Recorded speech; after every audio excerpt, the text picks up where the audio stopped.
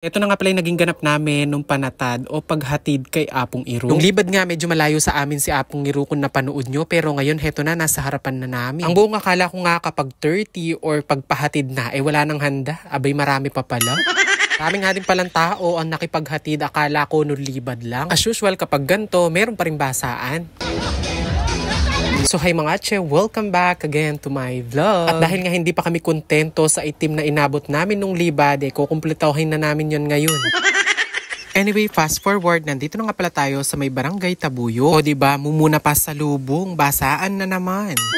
Kailangan talaga hustler ka sa pag-iwas o kaya naman enjoyin mo na lang.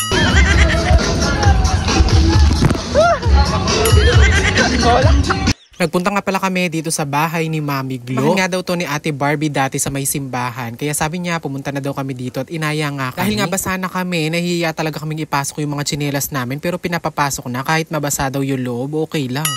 Paludo! Lelot! Kanyaman naman mo? Malagot.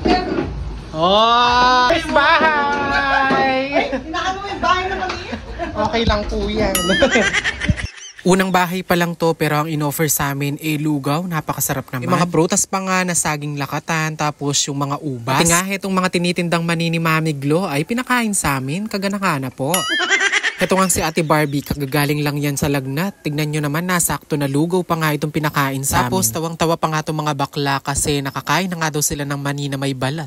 Char! Pero seryoso, napakasarap talaga nung lugaw na kinain namin dyan. Ang dami ring manok. Ang kakanan mo? Kanya pong mani! Hoy ka! Iyo! Ikaw bilang ka mani! Kalawa, wasta, Kapong karakalpamang Kenny Papo, kay Mani, Lugaw. Ano naman yung mani ng Gloria? Yeah! Ate Barbie. Rogo, ikit miya pa kayo ni Ate Vanji, ingkuk na ning Vergara. Ang sana mo. Hindi naman po gano'n, pakikisama lang. Okay lang po yan, hindi nagpapapresyo. Kukwento nga siya ng mga nilutuan niya nga noong 28, 29, tapos noong 30. Ay sana all Nepaldo. Charis. At para nga matagtag na naman yung mga kinain namin, syempre magpapapagod na naman kami. Marami pa kaming pupuntahan na bahay. Karimlana. Ano ka mag-vlog? Ayan!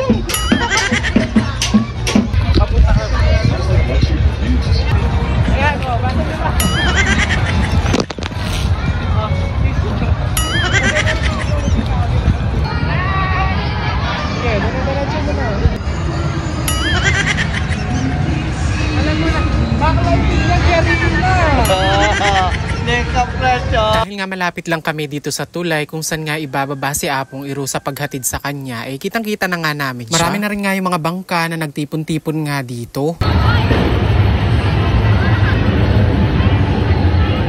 Pagkasakay nga ni Apong Iro, umalis nga muna kami saglit dahil dadalhin pa naman daw siya sa may bandang Kansinala. Tuyo na kasi yung mga ate ko ay kailangan na ulit mabasa.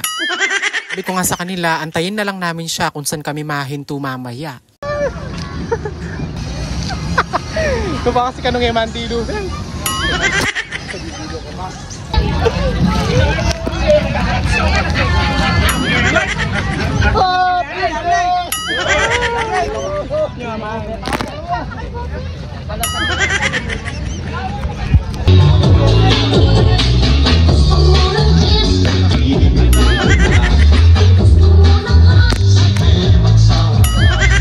Lupa talaga eh. Bakit? Ano yan?